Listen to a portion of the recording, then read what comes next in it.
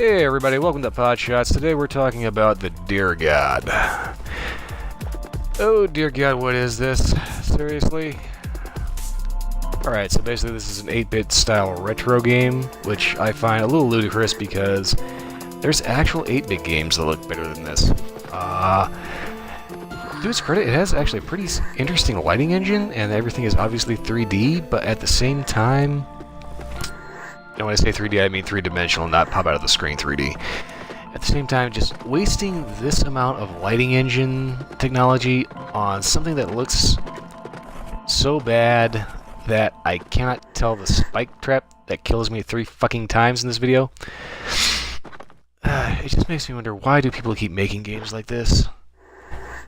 You know, I'm not averse to 2D side-scrollers, not by any stretch. Dustin Elysium Tale, awesome game, pristine art, crystal clear, has this really interesting kind of Korean thing. Everything was hand-drawn and animated fluently and spectacularly. It was awesome. It was a lovely game. This, on the other hand, as you can see, when you're running, it zooms so far out that I kind of have a hard time keeping track of where I am. For some reason, ramming my head up another deer's ass ends up making it fall in love with me, which is a little perverted. And then there's that spike trap. And then there's this creepy bastard.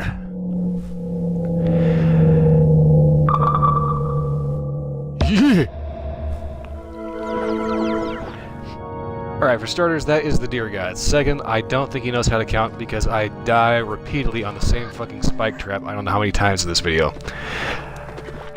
But apparently he was supposed to look spiritual and mythical and just over-the-top, deerish, godly-ish something. I don't know what the hell they were trying to go with it, but the point is that bastard will haunt your fucking nightmares until the day you die. On top of that, the whole premise behind this is you're playing as a hunter who sucks so bad at hunting that he gets mauled by wolves. Seriously, the whole thing starts with the cutscene where you take 2 shots at a deer. I think it's 2 shots, but you miss every single time, and all I think to myself is, this guy fails the hunter education course hosted by Elmer fucking Fudd. Originally, when I was going to make this video, I actually had a whole list of jokes and pinpoint bulletin points that I actually wanted to make jokes. I actually had jokes written out for this. Now I'm just kind of winging it, pull it out of my ass, because I had to actually literally force myself to sit here and play this for enough time to get a decent level of recording on it. Jesus.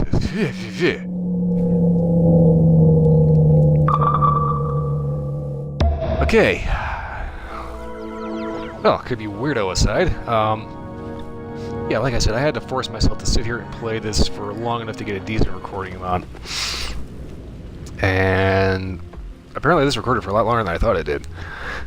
So there's probably going to be a certain area at the end where I finally make that jump and explore around a little bit more, only to find another one that kills me right before the end.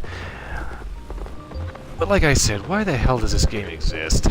You know, is modern gaming really that offensive to you that you have to make a new game that uses the most advanced and expensive entertainment electronics hardware and software that is available on the market today to make something that looks 30 fucking years old? And even then, like I said, there's 8-bit games out there that actually look better than this. To a degree, obviously. I mean, obviously, old 8-bit games didn't have this depth of field from the visuals. But at the same time, I keep dying at the same freaking spot over and over and over again here because I cannot tell that that is a fucking spike trap.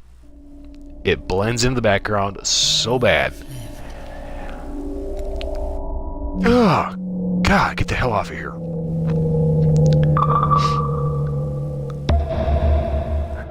One, learn how to count.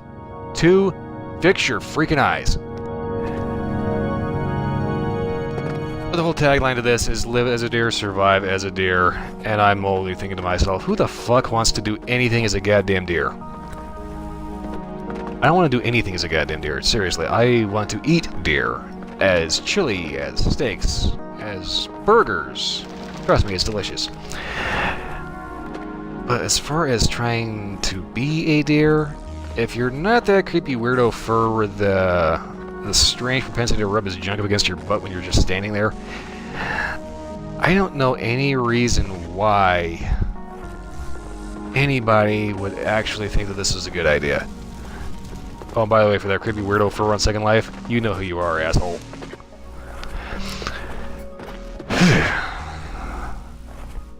There's just a number of odd elements to this. I'm sure it's a great game if you really get into it.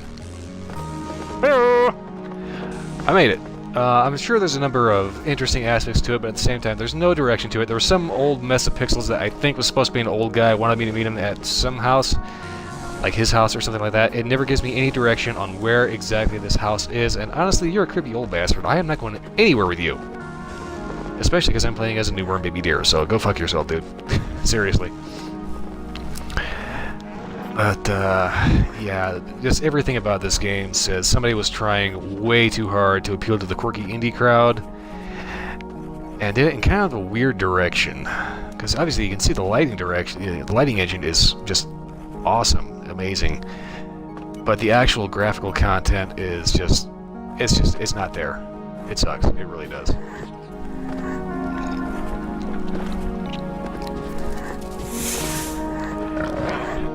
For some reason, there's a rhino out in the desert, which is apparently in Utah, but beyond that, the overall wildlife section, I remember when I initially had a run through of this when it was originally downloaded. I'm probably mumbling like crazy right now. But my initial playthrough, I died horrifically by trying to headbutt a scorpion because for some reason headbutting everything else makes it fall in love with you. Anyway, that's about all I got. Fuck. And that's about all I got for this.